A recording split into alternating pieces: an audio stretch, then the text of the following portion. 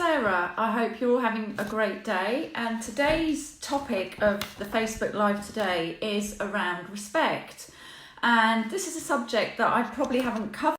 I think that the tips that I'm going to share tonight, they're in a work context, but also within a professional context. Although I talk a lot about leadership, I talk a lot about careers, a lot of the information that I share can also be applied to your personal life. So I'm going to get started in a minute to talk about respect, about what it is, why it's important, and some tips about how you can build respect. Now, as I say, a lot of these can be used in the work context, but also you'll find that many of the tips and techniques I'm going to share with you are things that you can use in your personal life. Because I don't know about you, but sometimes we can feel that either we've stepped over the mark, perhaps we haven't been as respectful, as aware of the other person as we could be, or perhaps we feel that we've overstepped our boundaries. Perhaps we've had a stressful day at work, and perhaps with our partner or a colleague, we've not been as respectful as we could have been. So any minute now, I'm just going to wait for a little bit and then start talking about respect.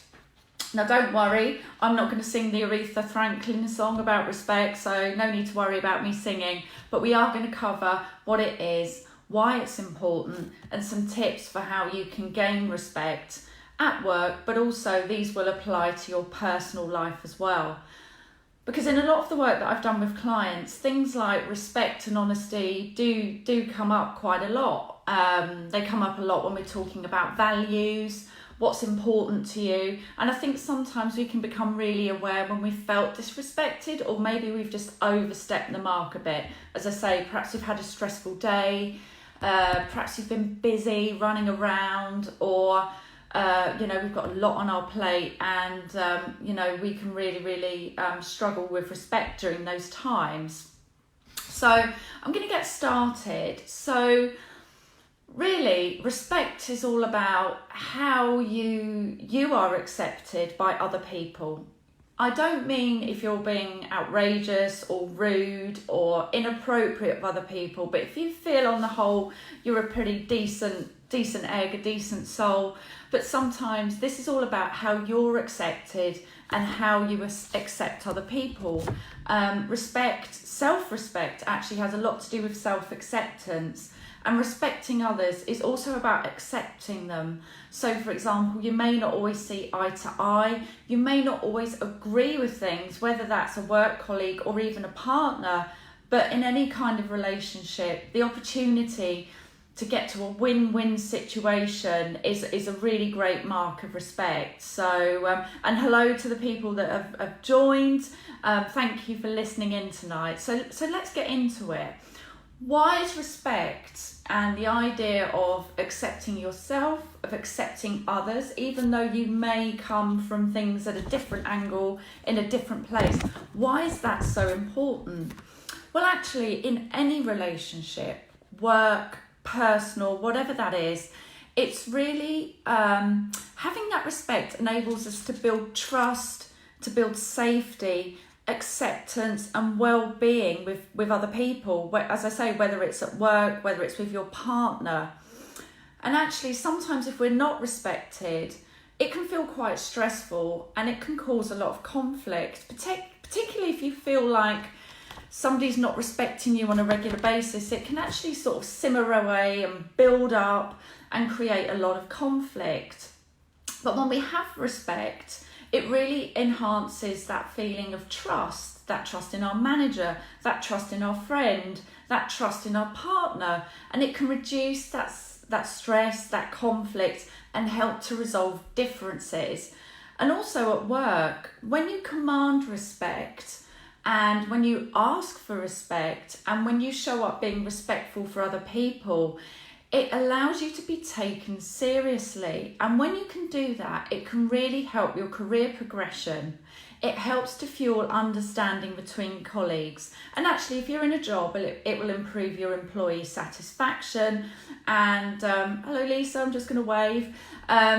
And even if you don't agree, it will allow you to go further in your career if you are able to conduct yourself in a respectful manner, allows you to be taken seriously. If you allow people to kind of go around treating you without saying, hang on a minute, I need to address this, you quite often aren't being taken seriously at work or even in a personal relationship. And there's nothing wrong in stating your boundaries. I've done quite a lot of videos on boundaries. Sometimes we don't, we have that feeling of, oh, someone's disrespected me or trampled over my boundaries, but we're too scared to say anything in case it causes conflict. But what tends to happen is that conflict builds up and it comes out in the wrong way at the wrong time, perhaps when we're a bit stressed. So it's really, really important. And as I said, sometimes, we're not going to see eye to eye, and that's absolutely fine. In fact, it's the differences between us that kind of makes the world go round and leads to further understanding and discussion. And I don't know whether any of you have ever had that situation at work, and if you have, feel free to share comments that you've not been respected at work. I mean, I know I had a situation where it was many years ago, and I was contracting in an organisation, and one lady who I guess on paper was senior to me really came into the office and bawled me out in front of everyone. Now, position, title, authority is not alone. It's about how you carry yourself. It's how respectful you are to people and how you create that respect for yourself. And that just really, affected me actually, because I've got quite a high set of professional standards in whatever I do.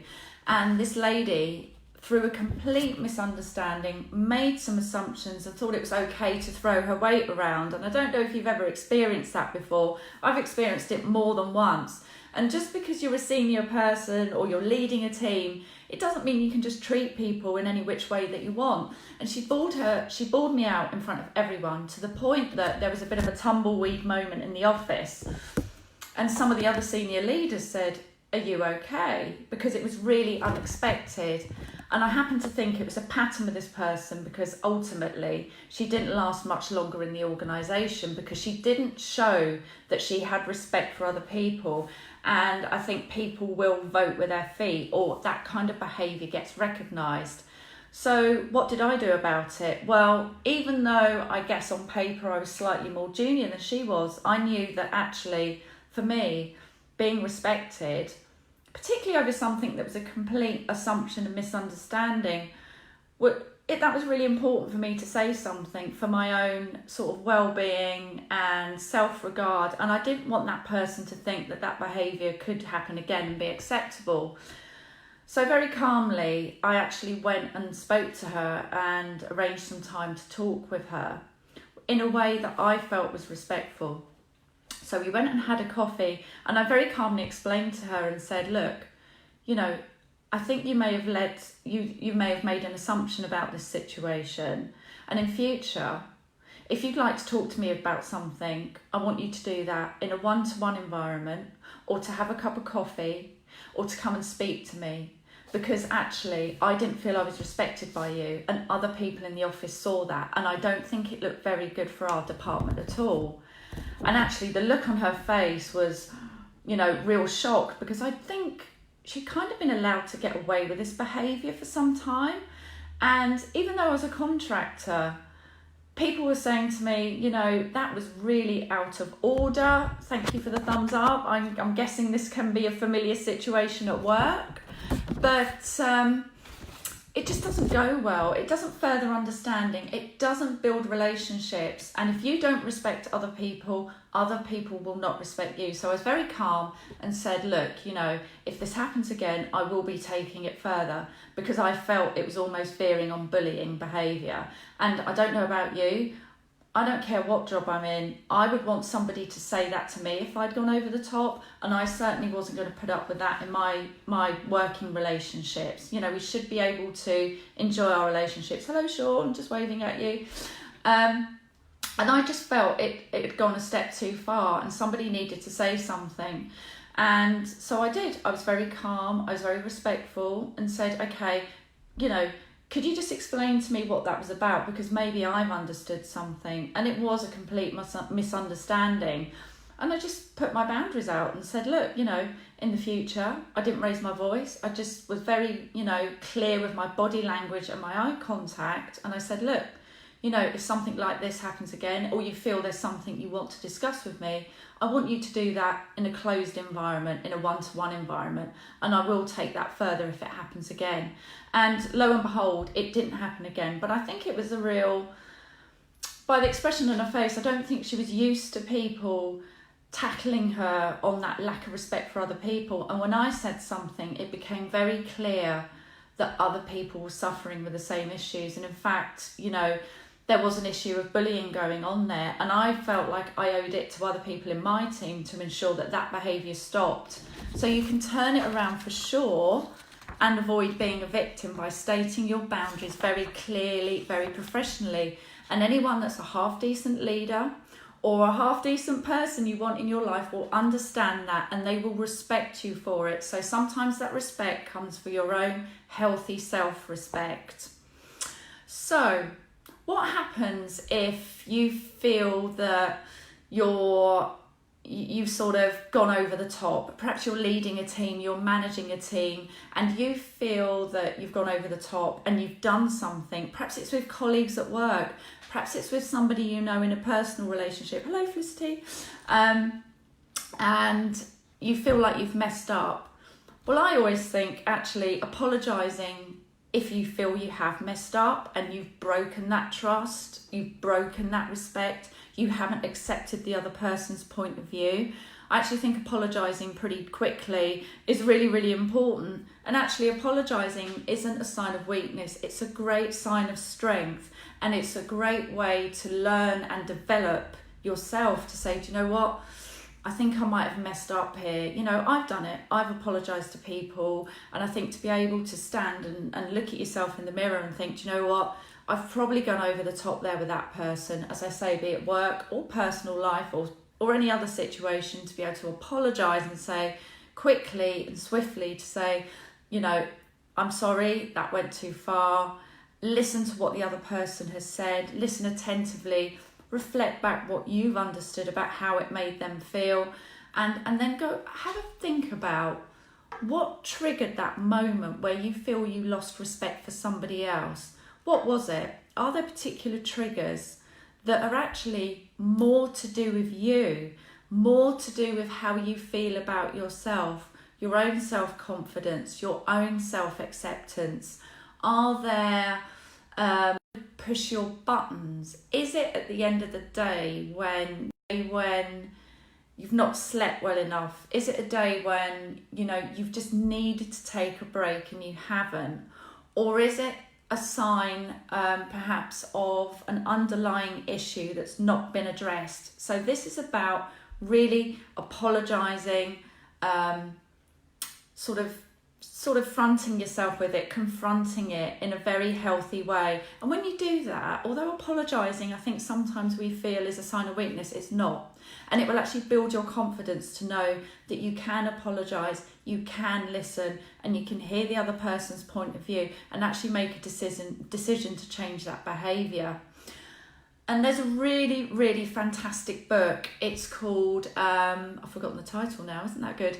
The 7 Habits of Highly Effective People. It's a classic book, whether you're in management, leadership, or in personal situations.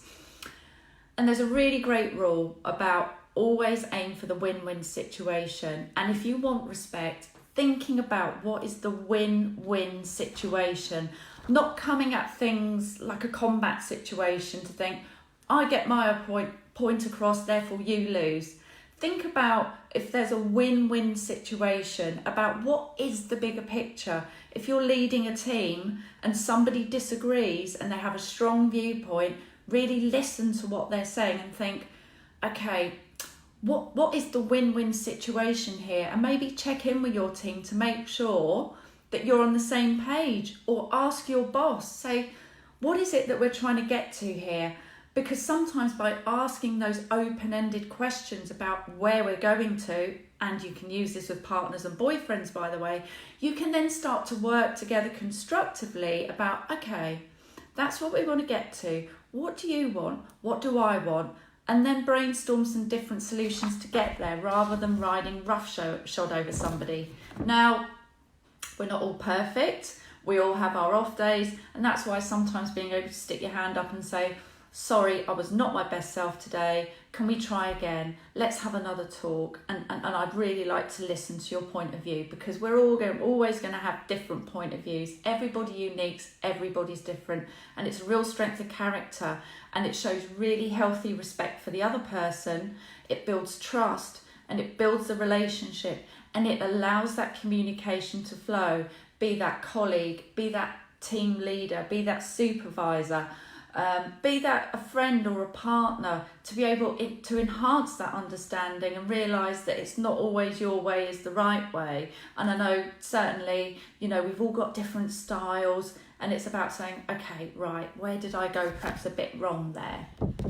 Now, sometimes in any new relationship, and particularly in the work environment, I think respect is a little bit like trust, as in it needs to be earned rather than just given. And sometimes, perhaps if you're coming into a team or a leadership position or a management position, that might be something that's quite worrying for you, as in, oh gosh, how do I get respect from this team? How do I get respect from the team? And that can be a real worry. Or, being in a new relationship, oh, how do I get this other person to take me seriously? Where is this going? So it can apply in lots and lots of different ways. But really, how about being present with other people, listening to what other people have got to say? So at work, for example, what you could do, if you're in a new team or you're new in a company and you're sort of finding your feet, maybe you feel like, oh, I'm the new person here, I'm not sure how I fit in. Maybe you can work with your team to set a goal, set a short-term goal, get the team's feedback on it, and see if you can achieve that goal. Something small, something manageable, something positive, that's really demonstrating to the team that actually, do you know what? I can lead the team to success, and they can build that trust in me. So maybe setting something like a small goal to start with will help build that trust and credibility with your team. Another thing that works quite well, and I'm a big fan of co-creation. I don't know if that makes any sense to you, but kind of working with others to understand what's going on. So it's not thinking that if you're in a work situation or you're supervising a team or you're supervising suppliers, that it's your way or the highway, that kind of dominant way forward.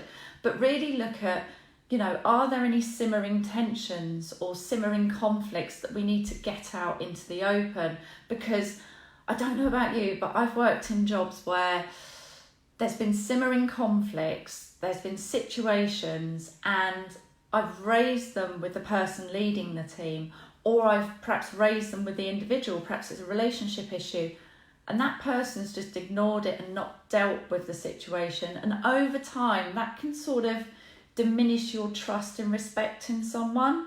Whereas if you're somebody that can take that feedback on board, or really understand what are the simmering tensions, the little nitty gritty niggles and conflicts that are going on, if you can show you're somebody that's prepared to listen, not just listen, but actually do something about it, that's going to make you so much more effective as a manager or leader. Or again, you could apply this to a personal relationship. I was reading a survey today actually where it was all about introverts at work and how they find introverted people might find it more difficult to give feedback. But actually what was really interesting was that the survey said that 46% of 1,000 people surveyed, I think it was by one of the HR magazines, felt that they weren't being listened to. So that's like half of that sample size did not feel listened to. And sometimes for me, I actually put a thing on LinkedIn about it. For me, it's about, and I don't know whether you've ever had this experience yourself, where you've given feedback to somebody, but they don't listen. It's great having feedback, and I think sometimes companies are really good at getting feedback, soliciting feedback. Perhaps you've got customers that you need to give feedback from. But if you go, yeah, great, and you don't do anything about it, then all that does is diminishes trust, it diminishes respect, and you usually find that other people start to disengage a bit.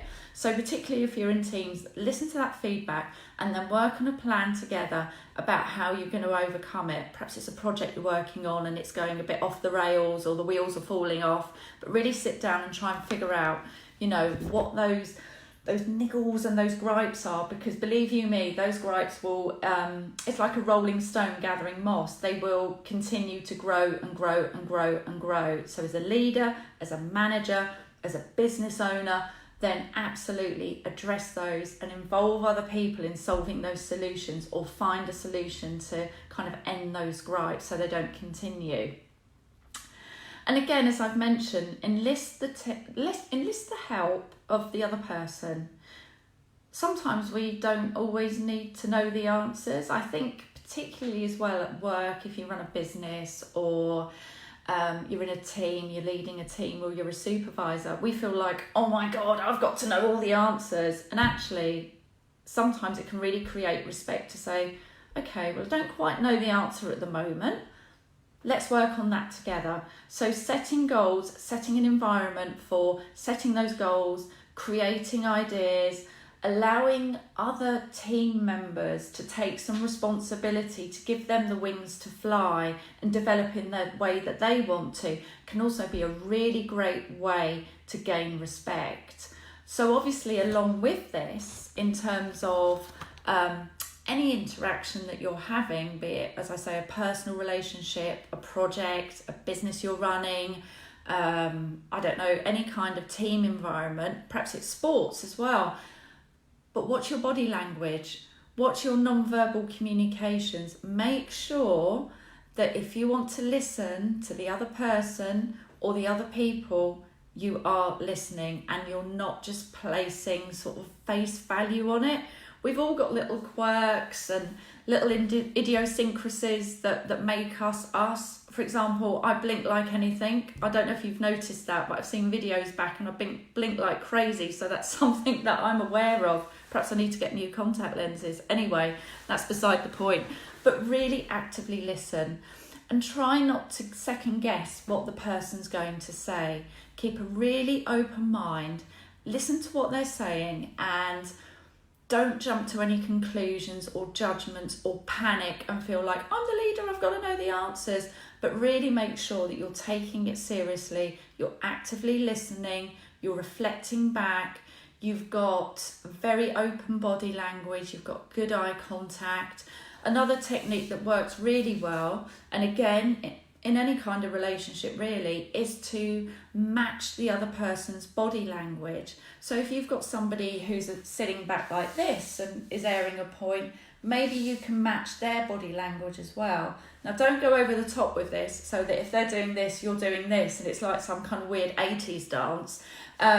Sort of match it appropriately so that they can see that you're in sync with them. And sometimes it's okay, you don't have to do it all the time, but really taking the temperature of the room, setting the tone and the pace, listening to other people is really, really important. So not just playing base value, reflecting back what people have said and then taking action to commit to do something. That's going to build respect for you at work.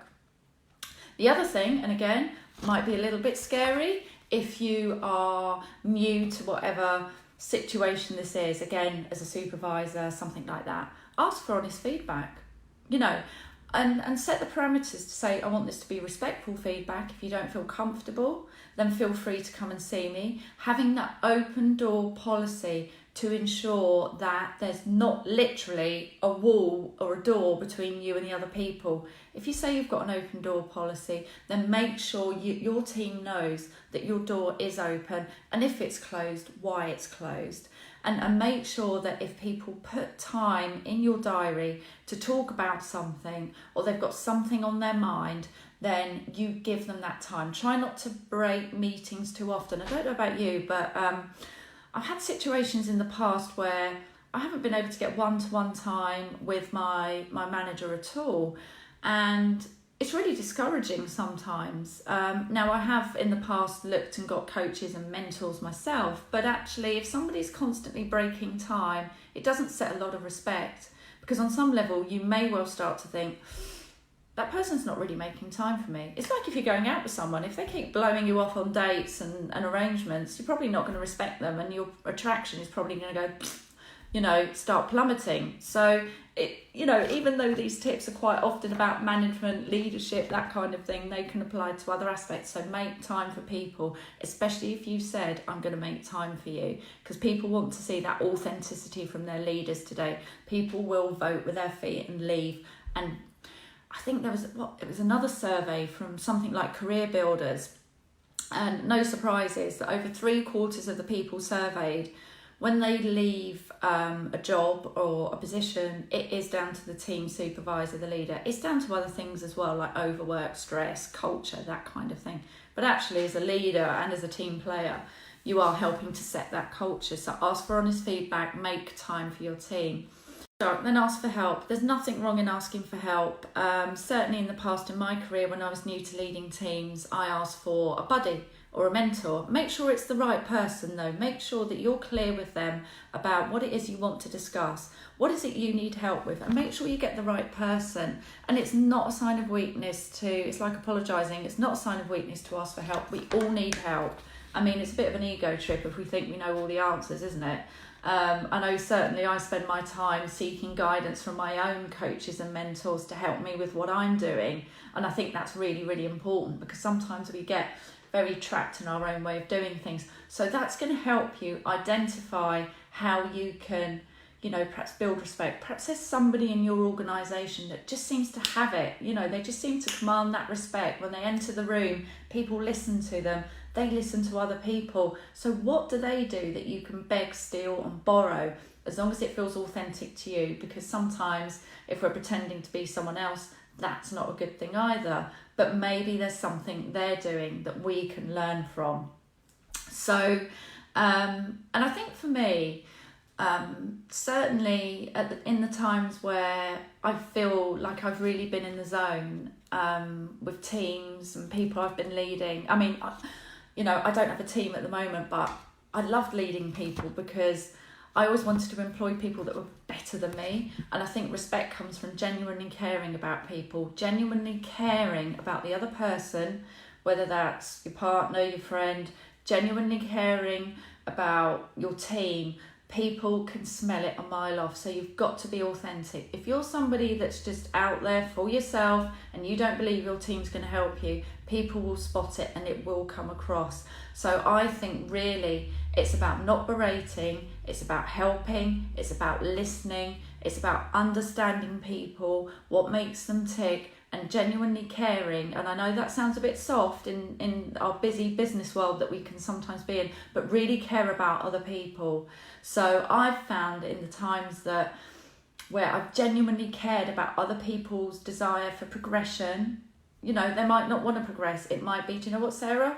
I want to compress my hours. I want to work part-time because this other thing's important to me. But really listening and seeing if you can help them with that is really, really important. And I think, I've had some lovely feedback in the past from, people that I've worked with and been able to do that. And I certainly remember managers. If I think about the managers and people that I've respected in life, they've tended to be the people that listen, and they respect my opinion, because everybody's different.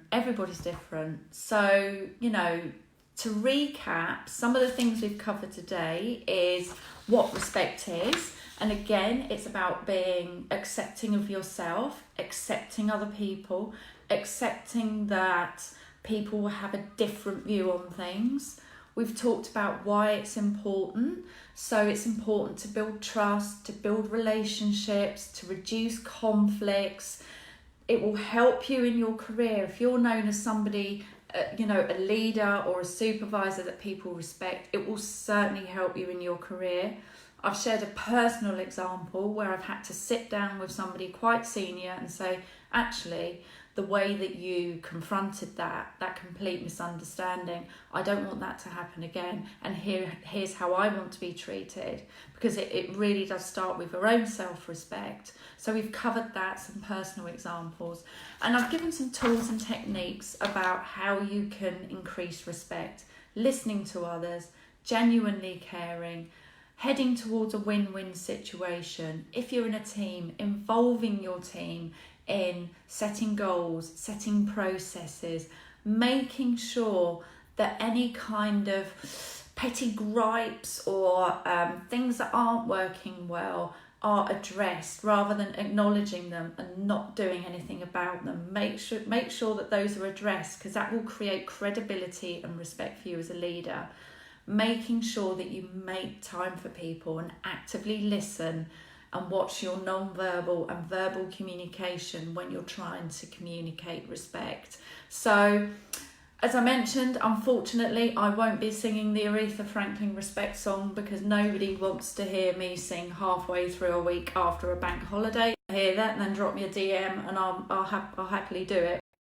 So that's what we've covered today, respect. And as I say, these are tools, techniques and little insights from me and my career that, some of it is about career, but some of it can be applied in your personal life as well. So there's a blog on my website which is all about respect. I think much more of a focus on the workplace. So that's on my website, www.sarah-j.com. And I'd welcome any feedback or comments. I'm going to post the video now if you didn't get a chance to see it, so you can look at it whenever you want to. It'll be on YouTube soon. But any comments, happy to hear them. Get in touch with me via Messenger. If there's a topic that you would like me to cover, then please let me know. Happy to cover anything that I can, or bring on a guest speaker that might be able to help in the particular topic. And my next live is next week. And again, it's a bit of a business focused one next week. More about how to survive and thrive if you're new into leadership, supervision or management, because that can be a really daunting time for us. So let me know if there's any particular topics that you want me to cover. I'll happily do that. But it's been a pleasure sharing these tips with you tonight. Hi Mickey, I'm just finishing. Going well. But feel free to watch this at any time and share this video with people. Anyway, have a great rest of the day, great rest of the evening, and I look forward to connecting with you soon. Bye.